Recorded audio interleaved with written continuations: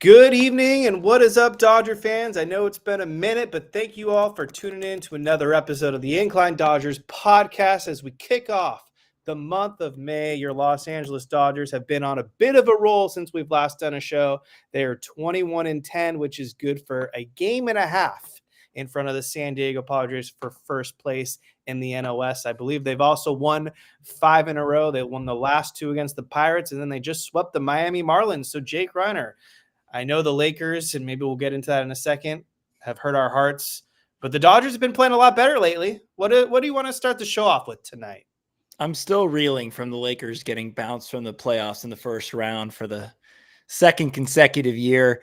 But the great thing about the Lakers being bad or getting knocked out of the playoffs early is the fact that the Dodgers are always there. They're your security blanket. They're your friend. They're the team that you can pretty much count on the most, I think, after winning the World Series last year, of course. But it's nice to officially turn the page to baseball. It kind of feels like there's 2 page turns, one after the Super Bowl when you kind of get back into spring training and opening day and all of that. And now that your, Los Angeles Lakers are out of the playoffs, I don't count Clippers fans. I don't know who they are.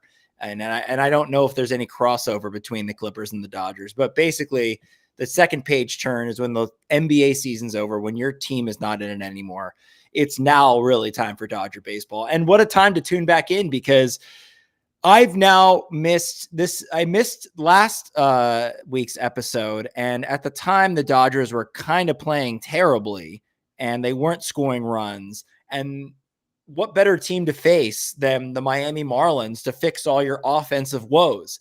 The Dodgers were just punishing this team, as they should. But the thing that really surprised me the most about the Marlins in general is how bad a Major League Baseball team can be on defense. I've never seen this bad of defense. It was like, a Major League team playing like a high school team. It was like terrible. And the Dodgers just looked like they were playing with their food almost. And they almost kind of blew it in that last game when that Gomez, I've never even heard of that guy, coming in and just getting shelled.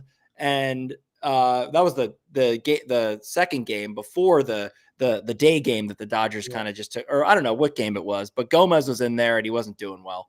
But anyway, the Dodgers really took care of business and couldn't be happier about the way they're playing right now. Well, we expect Gomez to maybe be a scrub, DFA'd by the Yankees, all that. The one that I think is a little bit concerning, and maybe we'll get into the bullpen. I mean, we're going to get into the bullpen. There's been a lot of activity, but Anthony Bonda has been the one that's really reeling right now. He was basically a high leverage reliever for the Dodgers last season, and I believe he gave up that grand slam, which is what caused Dustin May to get the no decision. And because of Bonda's recent struggles, kind of a question mark there. But with some other loose ends in the bullpen, there's definitely some leeway for Bonda to figure it out. But you talked about turning pages.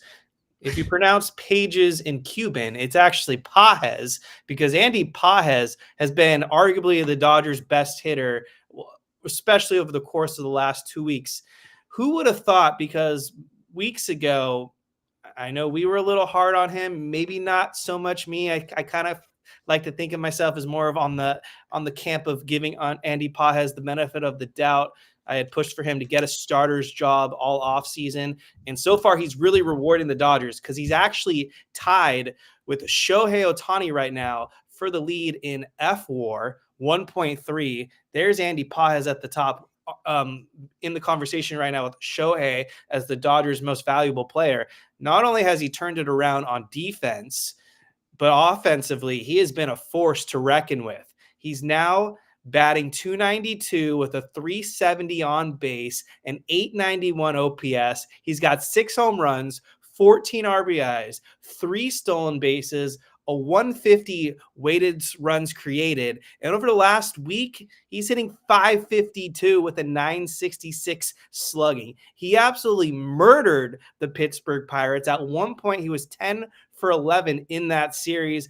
I was at the game, they lost, but he did have a couple doubles off Paul Skeens, and that was kind of the start of this run. Andy Pages really turning the narrative around. You got to be happy for him.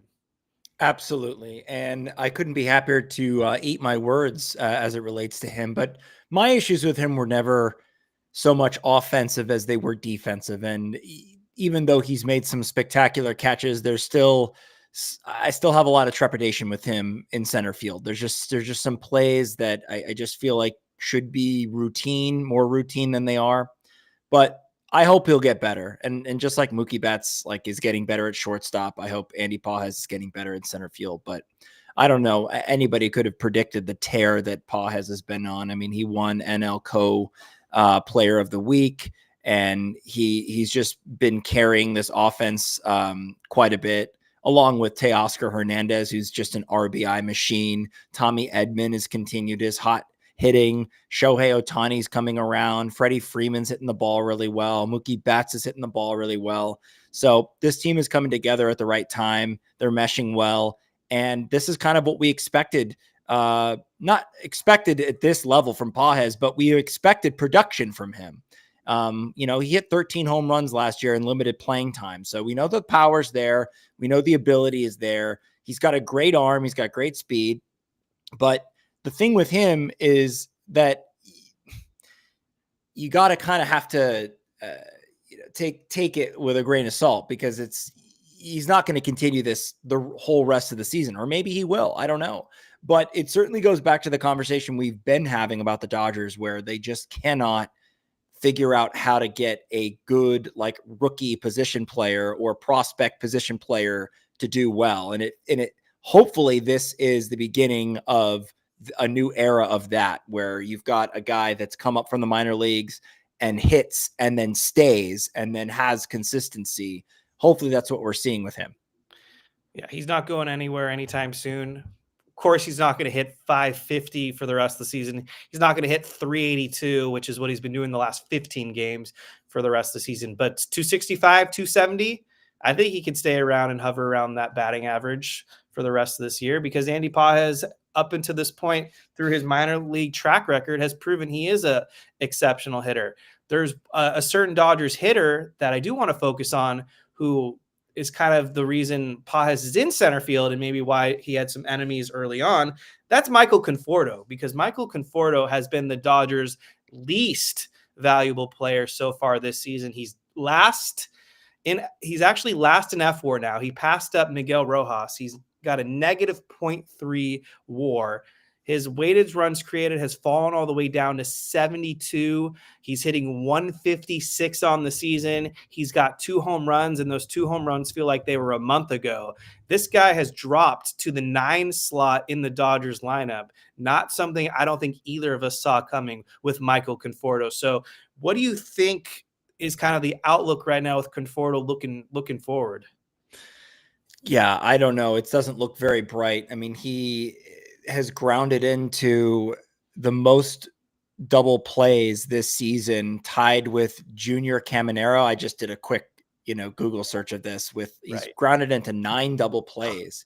That's just disgusting. That means that he's coming up with runners on base and then killing the rally, which is not good. And if the Dodgers weren't playing the Miami Marlins, those double plays obviously would be a lot more egregious, because if they were playing better competition, then maybe the Dodgers don't score as many runs. They don't win as many games because they're playing better competition. But it's unacceptable what's happening with him offensively. And you can't really justify him being in the lineup when his defense isn't good either. There's a lot of balls out there that you think that he would be able to get to, or an above average outfielder would be able to get to, and he just can't get to them. I'm willing to give him a little bit more of the benefit of the doubt, in the sense that, I'm preaching patience here, because Max Muncy just hit his first home run of the season the other day. So, and he's been walking a lot more lately, and kind of is turning things around, I hope. Yeah. I think Michael Conforto is a veteran bat. I hope that he can turn things around, but it is it is bleak right now. I mean, it just feels like every time up, he's hitting into a double play or he's striking out. I think it's fair to give Michael Conforto at least another month to see where his bat's at. But if he's still struggling like this and we're in the month of June, then the Dodgers and us, obviously, on the show, we'll have a serious conversation of what the Dodgers need to do. I think Conforto is much easier to replace in the outfield than maybe some of the infield positions. You mentioned Max Muncy, who's also been really struggling, but he finally hit that first home run like you just mentioned. Maybe that's a sign for things to come. But I think May is going to be a pretty important month for Muncy as well. They've got a number of games against the Padres, the Diamondbacks. I'm sure the Giants are on that schedule as well. And if Max Muncy's not hitting against the NL West, and with how tight of a division race it's kind of looking, maybe going to get that Hall of Fame third baseman out there, Nolan Arenado, who I'm a pretty big fan of. But again, we'll give Muncy the benefit of the doubt. I think he's earned a longer leash than a guy like Michael Conforto. So if the Dodgers have to cut one of them, I would guess Conforto's the first one they'd cut. But again, it's just turned May 1st, so we'll give it a little bit more time. But it's definitely noteworthy. I'm on some hotel Wi-Fi out here in Canada, so Jake, you'll have to confirm with me. Is anyone commenting in the chat, or am I just not seeing anything yet? I don't see anything here. Okay, well then, everyone who's tuning in right now, hit that like button. If you got questions for us, drop some questions in the YouTube chat. We'll get to those as the show goes on. I want to talk about the Dodgers' recent activity here with the bullpen. So hit with a bomb today. The Dodgers made 2 acquisitions. First off, a familiar face in JP Feyereisen. Gross, because last season he was just absolutely awful with the Dodgers. And then this season he made his way over to Arizona, who recently cut him. And then the second guy, I have not heard of him before, but they got him from the St. Louis Cardinals, another relief pitcher who I don't believe has thrown at the big league levels maybe ever in his career. But so far in AAA, he's got an ERA around 3.38. They added another right-handed pitcher in Ryan Loutos from the St. Louis Cardinals for cash considerations, the corresponding moves to make room for them on the 40-man roster. I'm not surprised that Blake Trinan was moved to the 60-day IL based off his injury. Hopefully, Blake Trinan can come back. And Michael Kopech going to the 60-day IL. That one is a little bit more concerning with me because it feels like the Dodgers have really downplayed his injuries this season. Yeah, it's very concerning in terms of those guys being out for extended periods of time with some of the struggles in this bullpen. Tanner Scott's kind of locked it down as of late, but he's been a little shaky. We mentioned Anthony Banda just serving up tanks, and Alex Vesey has been pretty good. Evan Phillips has looked pretty good coming back from injury. You kind of need Kopech and Trinan, but like we've said with the starting rotation, you want to get these injuries out of the way now. You want them to rehab and get back right when the Dodgers are making their push for the playoffs and then into the postseason. So I hope those guys can get better. I don't know what they see in JP Feyereisen. Obviously something to bring him back for a second stint after what he did the first stint, which wasn't very good. But they need arms. And, when starters aren't going deep into games and you're having to consider Ben Kasparius now being turned into a potential starting pitcher in your rotation, which, I mean, if we're already at that point, it's just turned May 1st, like that, you're in trouble when you're talking about converting a long reliever into a starting pitcher because you don't have enough starting pitching. So adding more pitchers to this Dodgers staff is not a bad idea at all. But again, it's like they've got like 13 or so pitchers, 14 pitchers on the injured list already.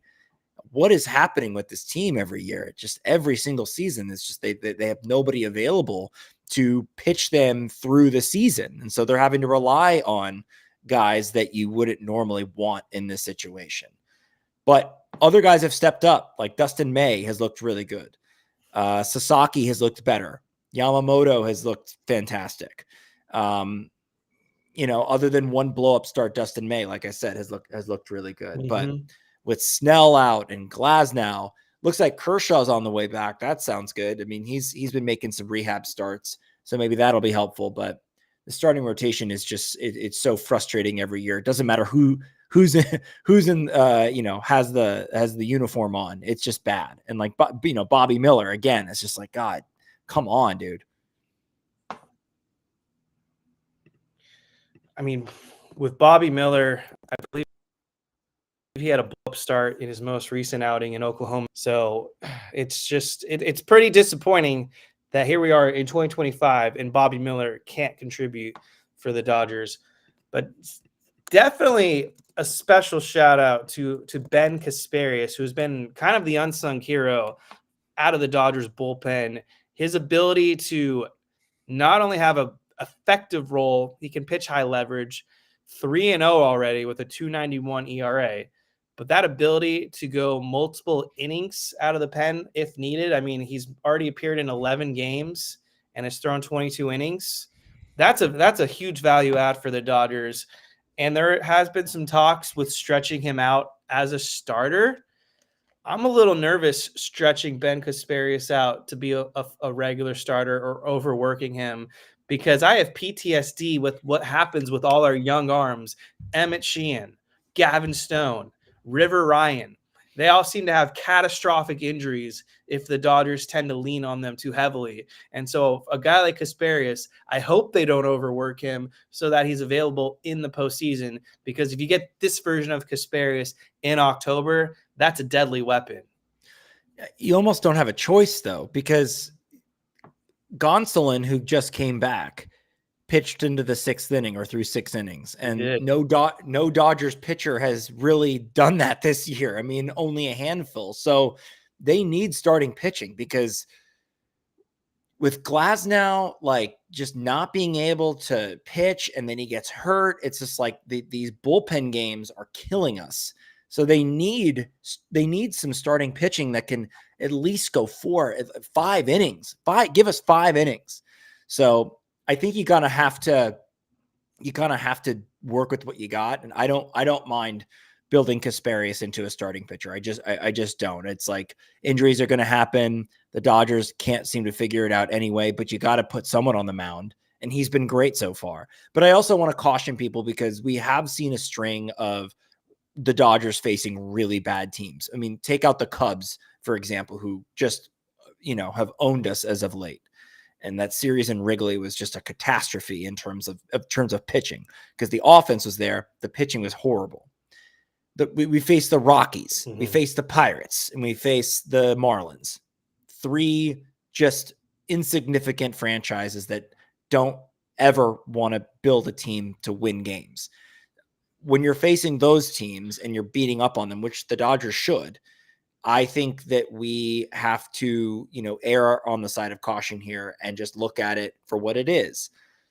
At the same time, I'm glad that these teams have gotten our guys right, because now the Dodgers have leapfrogged the Padres and the Giants and are in first place because of this. So I'm happy that these teams are getting the Dodgers right, but they're going on the road to face the Braves. And even though the Braves haven't been that impressive, they still are the Braves, and they still are a good team. So you got to have to respect them. So there's going to be some more tests down the road as the Dodgers head out of town. But I felt it necessary to kind of bring up the context of who we've been playing recently. And we haven't played anyone in the NL West outside of the Rockies, who are like 5-25. Yeah. So those are going to be the games that count for double, because you do the math. If you win a game, then you gain a full game. If you lose a game, then that's why they count as double, as opposed to 1-1. It's a half game difference. But nonetheless, yeah, you mentioned Tony Gonsolin. Happy to have him back. Him going 6 innings was obviously huge for the Dodgers. He'll be in the Dodgers rotation now for the foreseeable future. Matt Sauer came out of the bullpen in that bullpen game. He had a pretty big role. He went 5 innings against the Marlins as well, and he earned his first win as a Dodger. Then he got rewarded by being sent back down to AAA. But hey, at least Matt Sauer's done more for the Dodgers this season than Bobby Miller. Those are just the cold, hard, unfortunate facts. And then let's get into Tyler Glasnow, who 3 starts this season already, where he had to come out of the game early. 2 of them injury related. One of them, he couldn't find his footing and get the grip on the baseball because of the rain in Philadelphia. But it's kind of ridiculous that he pitches 2 starts ago, comes out after 2 innings because he's got the leg cramps. Then we find out he's dealing with some shoulder soreness and is battling that, and then has to pull himself out of the game again after 1 inning, meaning that the bullpen has to cover his tracks unannounced for 7 and then 8 innings, obviously taking a huge tax and toll on them. When the Dodgers are paying Tyler Glasnow $32.5 million, you would expect and hope a little bit more durability. But unfortunately, that's not the case now, and Glasnow has been placed on the injured list and will not resume throwing for at least 2 weeks. I'm not often right in my preseason takes or my predictions. Rarely am I right. I feel like I'm the Miguel Rojas or Chris Taylor of predictions at this point. But what, ever so often I do run into one. And the Glasnow thing I was right about. I mean, when we got him, he had just come off a season where he had thrown, I think, 120 innings. And it was the most innings he'd ever thrown. And we knew about his injury history. The Dodgers traded for him. Then they signed him to an extension. And I just thought, if he can be healthy for the playoffs, I'm in, because I feel like he's a great pitcher, and when he's on, he's really effective. And it looked like last year that was going to happen. And then he just completely blew up and was out, and they couldn't use him. And you thought this year he, changed something in his mechanics. He looked, was saying all the right things of that he's healthier and all that. But it's just frustrating. It's really frustrating at this point, because the Dodgers need help. They need starting pitching, and this guy was supposed to be one of their big horses, and he's been absolutely a huge disappointment. And it is so frustrating as a fan to watch him go out there and get paid millions and zillions of dollars. And I'm not blaming him for the injury, because injuries happen, but figure it out at some point. I don't know that. And then if you can't figure it out, then give up. I mean, I don't know what else to do. It's just it's so frustrating with him. It really is. And I could absolutely eat my words if he comes back and he pitches, really well in the postseason, and better to get injured now than later. Okay, fine. Yeah. All that, but it's still so maddening and frustrating. Him anyways till at least the month of June, so maybe this is a blessing in disguise, and Glasnow can actually be healthy down the stretch and be available in October, which to me is worth it in the long run if that outcome can happen. But it is frustrating when the Dodgers are paying him $32 million, Blake Snell another 30-something million, and then Shohei Ohtani almost $30 million too in adjusted payroll that reflects the books for a total of $89 million. And you've gotten a combined 27 innings out of them this season. Almost $100 million, and you've gotten 27 innings out of 3 pitchers that at this point in time now, I know Ohtani was never going to pitch in April, but why I bring up Ohtani is that in the offseason, for pretty much the majority of the offseason, we were told he would come back probably in the month of May, and he hasn't even had a rehab start yet. I would be surprised if Shohei Ohtani doesn't pick up a ball and start a Major League Baseball game until around the All-Star break, because that's really what the outcome is looking like right now. So 6-man rotation, my ass. It's going to be 4 for sure starters, and then a spot start guy, and then a bullpen game or another AAA call-up for that 6-man. And that's what we're likely going to see to keep Yamamoto and Sasaki healthy. And when Ohtani, let's say not when, but let's say if Ohtani comes back and pitches, they're going to baby him like no one's business. And what are you even going to be able to get out of him on the mound? To me, it's just scrap the whole idea for now and punt to next year and figure it out and really get him right. Because the last thing that I want is for Ohtani to come back and pitch, get hurt, and hurt so badly that he can't swing a bat, or it affects his offense, because that, to me, it's more important. The Dodgers can fill holes in the starting rotation, whether they get those guys back from injury or the trade deadline. The Dodgers don't really need Shohei Ohtani to pitch. They just don't. They have the resources and the ability to cover that. So why not just let him fully recover and stop making these kind of, over the top predictions that he's going to come back at some point and pitch when they don't really need him to. And I would be worried that he would get hurt even more pitching and affect his offense. And if you lose his bat in the playoffs, well, that's going to be tough. You need Shohei Ohtani's bat, no doubt about it. Drop that like button. Hit that subscribe button if you're new to the channel. Drop us some questions below. We'll promise to answer any questions you guys have for us. Appreciate everyone tuning in tonight on the Dodgers off day as they get ready for, I believe, the Atlanta Braves. So we'll preview that series in just a few minutes. But back to the Dodgers rotation. So with Dustin May, you mentioned, he's been pretty solid overall. He's been a steady force. I've been wrong about him. Obviously, Yoshinobu Yamamoto, you could argue, has been the best pitcher in the National League, has had an ERA of about 1 in the month of April. He's been sensational. You can count on Yamamoto. Sasaki has been a disappointment overall in my book. The advanced metrics have just indicated he's not been an effective starting pitcher thus far. But he's a rookie. There's growing pains. We'll give him some time to develop. But his fastball so far this season has the worst swing and miss rate of all starting pitchers in Major League Baseball. And that's not really a good thing when you have a fastball that can get up to 100 miles per hour, but you're not generating whiffs. And I believe his big question to every team he was interviewing is, how do you fix my fastball? Well, so far, apparently, there are no results. The fastball is not working very well for Sasaki, but he has that nasty splitter, and he's got Andy Pajes in center field, who's robbed like 3 or 4 home runs to save his ass. I know, isn't that funny? The guy, and then sorry, you got a little lag there, but I was going to say that, isn't it funny that the guy that can't really play center field is the guy that's been, so helpful to Sasaki, and at the very least keeping his ERA where it is.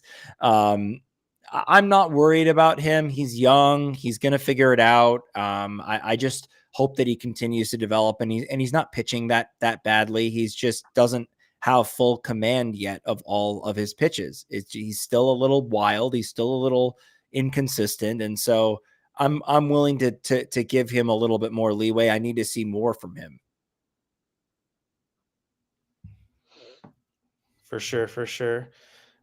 Same here. And let's give a quick shout out to Teoscar Hernandez, because he has just been awesome for the Dodgers in year 2, leading the team in RBIs and leading the National League, I believe, heading into today.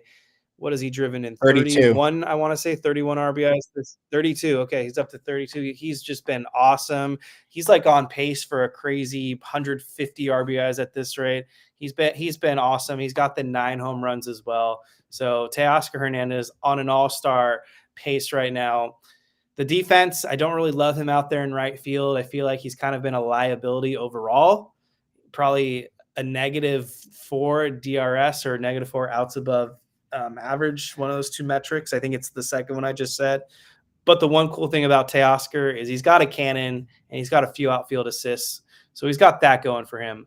But I don't really love his defense in right field overall. I don't love our defense at all in the outfield. It's pretty terrible, from left to right, left, center, and right. But and the one of the most recent, I guess the most recent time where he threw a runner out at the plate was Joey Bart of the Pittsburgh Pirates. And every time I've watched that replay, I'm thinking, where is he going? Like, where is Joey Bart going? Like, he hesitated at third and then went to the plate with a shallow fly ball or a shallow ground ball to the right fielder.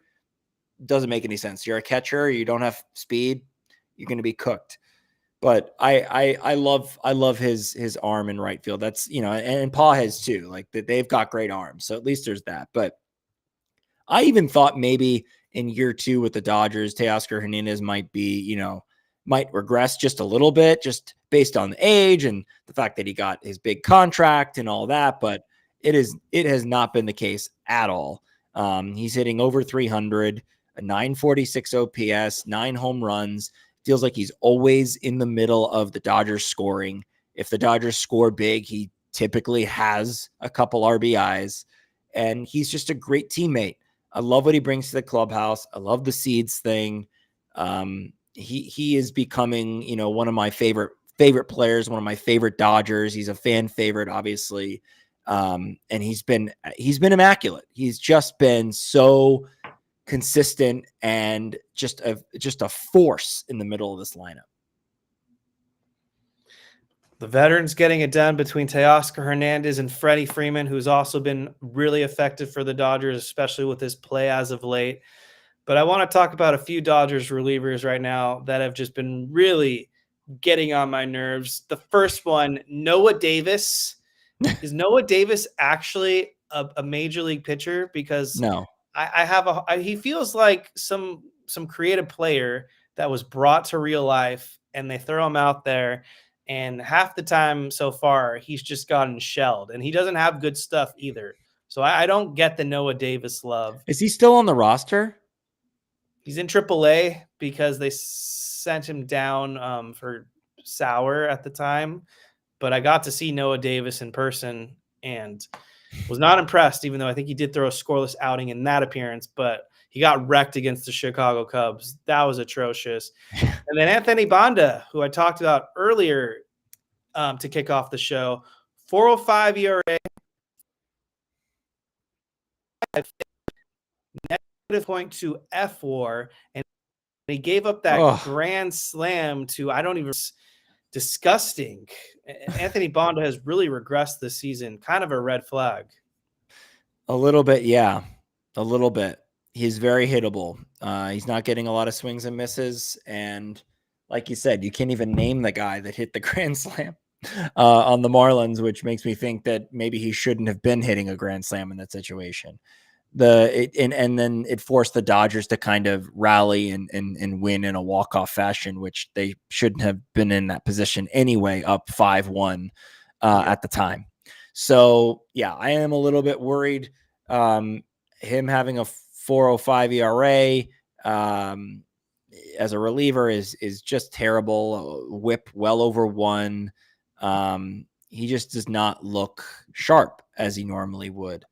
But again, it's still the beginning of the season, and these guys, just like with Andy Pages, right, where he's just literally not hitting at anything, could not even really make contact, was an automatic out at the bottom of the order. Same with Austin Barnes. I mean, Austin Barnes is kind of hitting a little bit more now. It's like that's just what happens with baseball. It's like these guys go through these ebbs and flows, and it's hard to assess whether or not, like you're saying, is this a red flag or not, or is this just a few bad outings? So with these guys that I know have had proven track records of being good, and Anthony Banda does, and he pitched really well last season for us, I'm willing to give him more of a leash in terms of my opinion of him, but certainly keeping an eye on it. So to kind of round out and conclude with the month of April, since it's officially in the books, let's kind of quickly go back and forth. We'll do Dodgers, and we'll do a hitter and a pitcher. Dodgers most valuable player. We'll do Dodgers most disappointing player, and we'll do Dodgers most surprising player. So let's start with the most valuable player. You can do a hitter and a pitcher at the same time. I'll start with you. All right. So the most valuable pitcher for me would be Yamamoto. It looks like if he keeps this up, he's going to be a Cy Young candidate. So it's Yamamoto, and the MVP I think so far has been, it's tough because it's like I either want to go Tommy Edman or I want to go Teoscar Hernandez. And I think I'm going to, because I know you like Tommy Edman, so I'm going to go Teoscar Hernandez. as my other MVP. Just like I've said, the power, the clutch, just getting a hit and driving in runs at the right time, and just his whole vibe has just been great. So those are my two. I got to go with the same. They've both been the most consistent as well.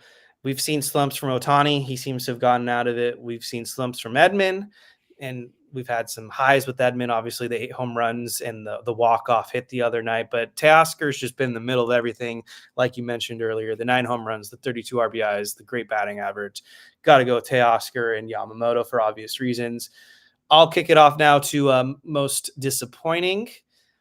There's two names for the batters, Conforto and Muncy.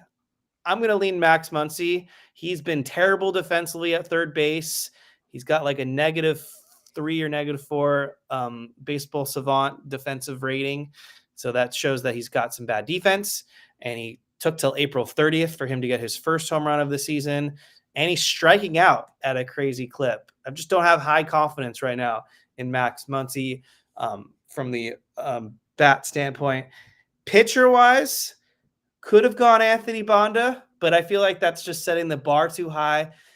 I think I got to go Blake Snell. The Dodgers paid him all this money, and he's been hurt literally since the offseason because he's been dealing with the shoulder injury and all that, and that threw off his command. He had walked a lot of hitters, didn't go deep into games. I had very high expectations for Blake Snell, and it seems like the injury, like the Dodgers do in their Dodgers fashion, we're downplaying it initially, and there's been some setbacks. I think we'll be lucky if Blake Snell I think we'll be lucky if Blake Snell is pitching at the big league level by mid-June.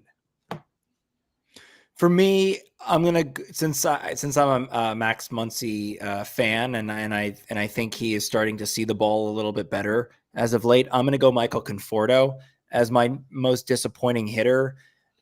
We mentioned the 9 grounded into double plays, just unacceptable. Rally killers. You can't do that. So he's definitely, and then the defense has been atrocious. So I hope he can figure it out. He's a veteran hitter. They paid him a lot of money to play that position and to hit into this lineup. So hopefully he turns it around. And then pitching wise, I was going to go Blake Snell too, but I guess I'll go Tyler Glasnow for similar reasons, like just not being available, need you to pitch, and is just not there. Ivy asking a question, since we're talking Conforto, would you call up James Outman to replace Michael Conforto? No. For me, no. I don't care about James Outman's production in AAA. He is that classic quadruple A player right now. I would rather I would probably go with Kim if we have to get there. I think I want the new face. You could put Edman in center, Kim at second, and then you can move Pages to right and Teoscar to left. Look, James Outman is having another fine season in the minor leagues. He has 6 home runs, 21 RBIs. He has an 806 OPS, which is good. I mean, all that's good, but it's not, it's not lighting the world on fire. Obviously, the defense is great. Like, he's always been a good defensive outfielder, but no, I'm not replacing Conforto with Outman, and I don't know how you would, except to cut Conforto, which they're not going to do. I'm with you. I want to see Hae-Sung Kim. I've seen a ton of highlights of power, of handling the bat, going the other way. I want to see what he has. I want to see, to me, it's like, if you're going to cut someone, let's cut Rojas, let's cut Chris Taylor. Those are the guys you can cut. That's dead weight on the roster. So I would like to see Hae-Sung Kim up at the big league club as soon as possible. All right. And then you can do most surprising, and then we'll get to some of the other questions I see in the chat. Most surprising so far has been Andy Pages. It has to be. He has just come to start where he started, which was just, like I said, an automatic out, to being a guy that's now batting 6th in this order. He went from 9th to 6th because of his torrid hitting. That to me is surprising, and it's also very encouraging, and I love it for him. And pitcher? Oh, and most surprising pitcher. Let me go with you go. I didn't think of one. Hold on. Go ahead. Most surprising pitcher so far, I'm going to give the nod to Jack Dreyer, undrafted, added to the 40-man this past offseason to avoid a Rule 5 draft. He has looked like you could make a case the Dodgers' best left-handed reliever this season, even better than Tanner Scott, even better than Anthony Bondo, of course, and even better than Alex Vesey at times. Jack Dreyer, he has like a low heart rate, doesn't seem to be fazed by the big moment. So I think I'm going to pay my respect and give it to Jack Dreyer, who I hope we just see the entire season out of the Dodgers bullpen. I'm not going to say that this guy's been the most surprising, but I feel like I wanted to give him a shout out anyway, which is Kirby Yates. I've really liked what I've seen from him this year. The ERA is at 2.63. Kind of want it to be a little bit lower for a reliever, but I like the stuff. The splitter is nasty. And not, like I said, I don't think it's the most surprising because he's a really good reliever, but he's been very, very solid out of the pen. And then, I think I'll mimic you. Andy Pages, just based off everything you said, did not expect him to be leading the Dodgers in a tie for WAR as the most valuable player. So, respects to the great Andy Pages so far. Hopefully, he continues that into the month of May. Going to pass the torch back to you, Jake. Was there anything else you want to cover, Dodgers wise or around Major League Baseball, before we get to those questions and then talk about these upcoming series? No, let's go. Okay, so we've got a question from Nicholas Dugan. Thank you, Nicholas, for the question.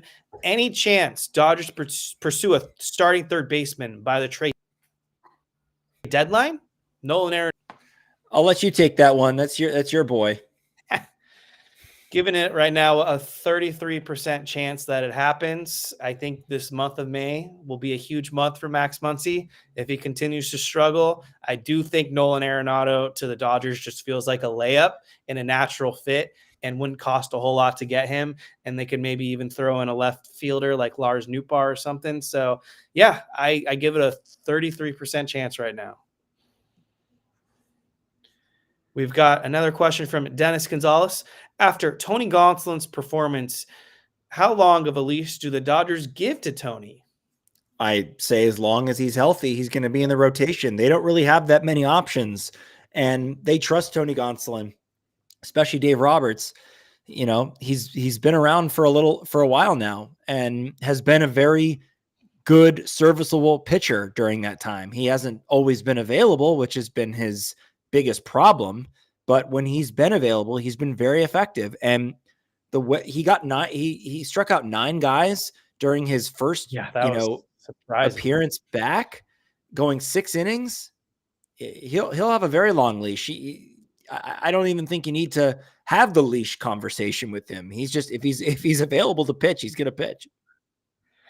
As stupid as it sounds, the Dodgers need, all caps, need Tony Gonsolin right now. They need that 4th or 5th starter, whatever you want to coin him as. So he's here to stay. As long as he's healthy, Tony Gonsolin's going nowhere for the Dodgers in 2025. Because honestly, I don't think we're going to ever have enough arms in the rotation to have the discussion of who we have to squeeze out. Yeah, Clayton Kershaw is coming back sometime this month, but who knows how long he can stay healthy. You've got Yoshinobu Yamamoto. He didn't pitch a full season last season. At some point, maybe the Dodgers got to put him down. Roki Sasaki, can't imagine he's making 30 starts this season. They'll put him down. Dustin May is kind of like a Tyler Glasnow. He pitches great until he gets hurt. So it's another same thing. I think Tony Gonsolin is here to stay. And as long as he doesn't get hurt, he's not going to miss a start. Maria G, thoughts on my favorite, Gavin Lux, saying he is loving Cincy and doesn't remember being excited about coming to the ballpark since high school. Well, that's because there was too much pressure on him to perform as a Dodger, and he, didn't. I mean, his thing again was performance-based, but it was also availability. He was very hurt for a majority of the time and had that massive knee injury a couple of years ago. So yeah, it's like Gavin Lux moving on, and again, he's having a great season so far. He's hitting 317. He's got a home run, 15 RBIs, and a 410 on base percentage. That's great. But I think with him and like Michael Busch, again, it's like change of scenery, yes, but also expectations. And I think that the Reds have a very low bar of expectations when you put on the Reds uniform. The Cubs, similarly, when they got Michael Busch, they were like, let's see what we have with him. It's not like we're counting on you to be our number 3 hitter, but he earned that because he didn't have so much pressure on him. And I think that honestly has a lot to do with some of these successes we're seeing, but good for them. Honestly, that's great to see. Challenge me if you want, but it's funny, in my opinion, second base is like the last position the Dodgers need to worry about right now. And that's kind of why I don't think the Dodgers miss or need Gavin Lux at all, because they've got Tommy Edman that could play second base. They have Mookie Betts that probably should be playing second base, although I know he's been great defensively at shortstop, but the second base was there for him for the taking. They've got Kike Hernandez, who can play some second base, and they've got Hesek Kim down the minors, who can play some second base. So Gavin Lux was just a logjam at this point, and good for him for thriving in Cincinnati. It kind of feels like he was a small market player anyways, and Los Angeles had too much pressure on him. So I think it worked out for both sides. So with the Dodgers and the Atlanta Braves set to take stage beginning tomorrow, and Jake, correct me if I'm wrong, was tomorrow a special day? Yes, tomorrow happens to be my 34th birthday, Kevin, if you can believe that. So let's get a win against the Braves. Let's get a win on Jake's birthday. The matchup will be electric for the Dodgers because they've got Yoshinobu Yamamoto taking the mound with his 106 ERA against former Dodgers draft pick and prospect who we saw earlier this season and kind of banged him around, Grant Holmes. So you got to think the Dodgers are the favorites in that one. Game 2, kind of a coin flip. Roki Sasaki, who's 0-1 with a 3.55 ERA, takes the mound against Spencer Schwellenbach in Atlanta, who's kind of emerged as one of their top arms. And then the final game of this series will be Dustin May against Bryce Elder, who has really struggled this season for the Braves, has a 5.33 ERA. And Dodgers crush him. I agree with you too. And the Braves are 14-16 so far. I think it's 2 out of 3. I think the Dodgers win the first and the third game, and they may drop the second one. Could be a sweep, though. Yeah, we did sweep them in Los Angeles, I believe. It wasn't even really that close of a series. After that, they've got the Marlins, and the Marlins, who we just saw, we know are very bad. So this is a good road trip for the Dodgers. They have a chance to maybe go 5-1 over that next 6-game stretch. That would be nice and give the Dodgers, I think, an edge in the division as they've got some big games coming up soon.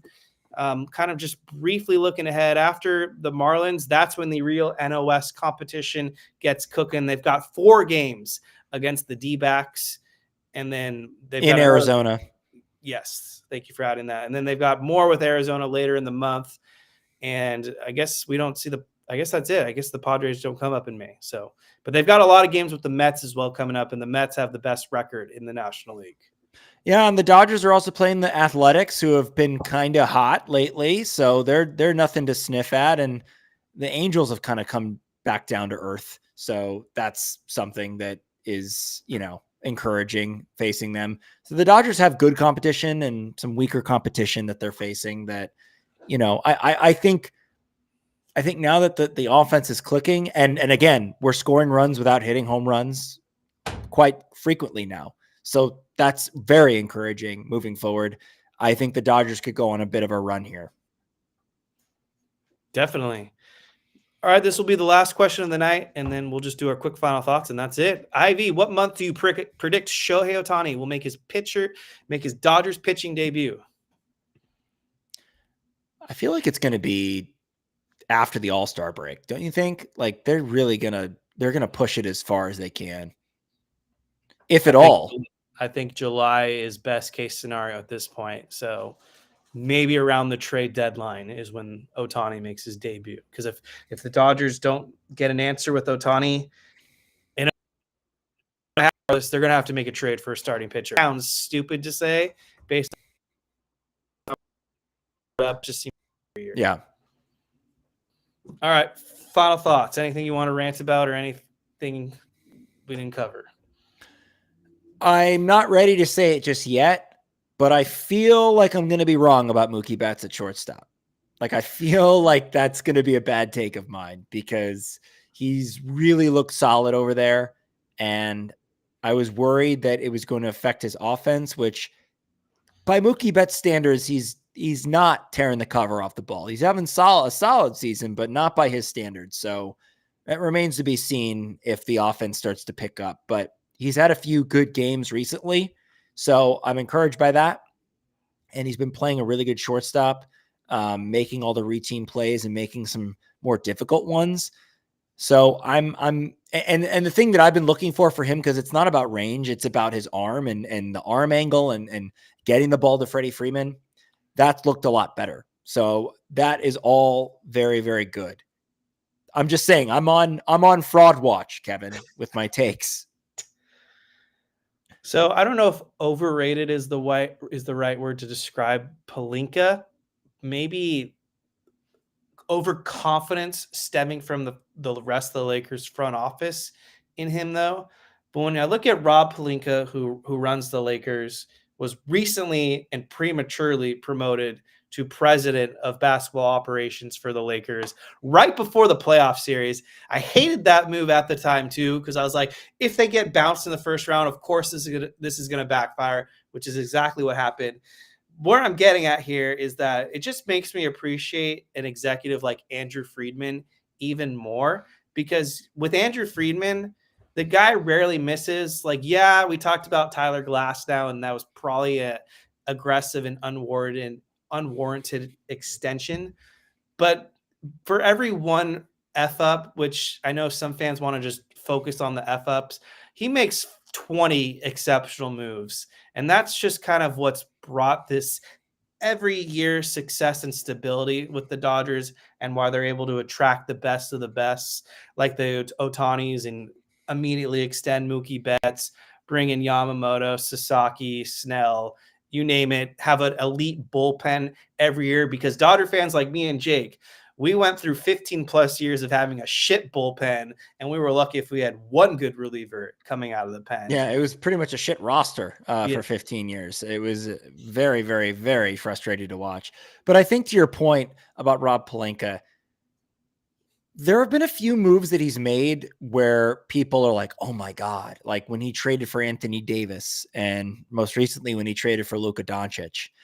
It's like, that to me is like, those moves kind of fell in his lap in a weird way, where he's not, this savvy basketball executive that was able to swing these trades, and nobody could have, orchestrated it the way he did, and all of this stuff. It's like he's not making moves like a Tommy Edman or a Michael Kopech, where you don't really know what the thinking is there, but when you see the play, you're like, oh my God, this guy's a genius.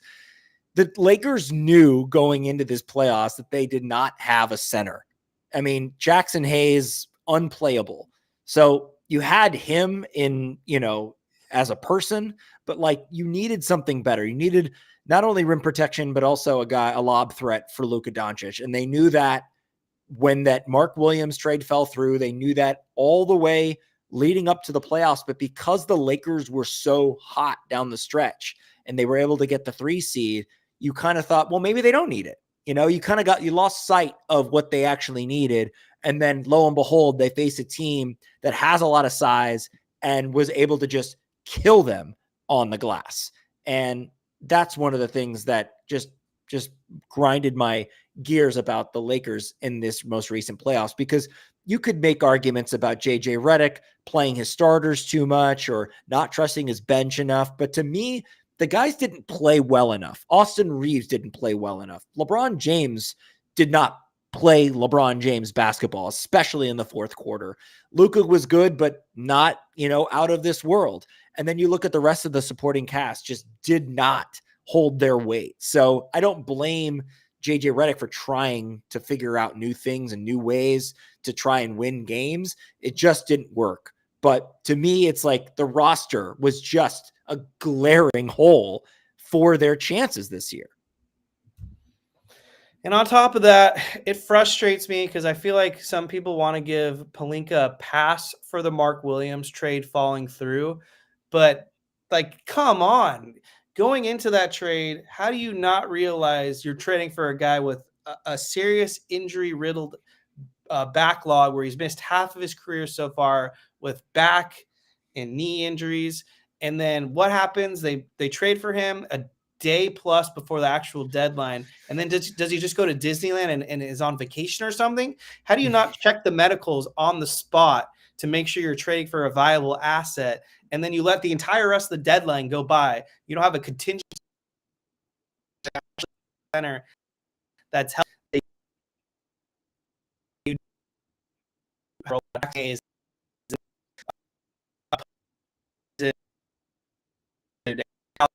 A good basketball player. That's why you kept him. Like, he's made some stupid signings between Kendrick Nunn and then honestly the Gabe Vincent thing I was never a big fan of. And Pelinka had a formula that worked in 2020, whether that was fully his credit or maybe he had assistance with Buss and Rambis and the other minds behind the scenes. But it seems like he completely strayed away from that formula every year since. And that's why the Lakers are basically a first round exit, with the exception of 2 years ago when they got to the Western Conference Finals.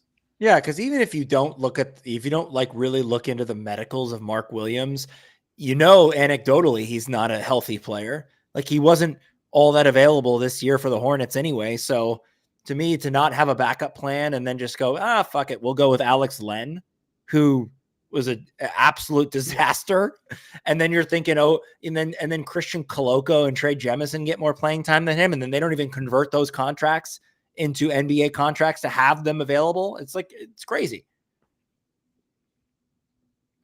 That's all I got. Yep. That's all I got too. Okay. Well, thank you everyone for listening to this week's episode of the Incline Dodgers podcast presented by TickPick and FanSided. For those listening on the audio feed, hit that subscribe button, leave us a review, and those watching on the YouTube channel, drop a comment below and we'll respond back. Been a good month for the Dodgers. Don't have that many complaints after all. We'll see what May brings. Thank you guys for tuning in.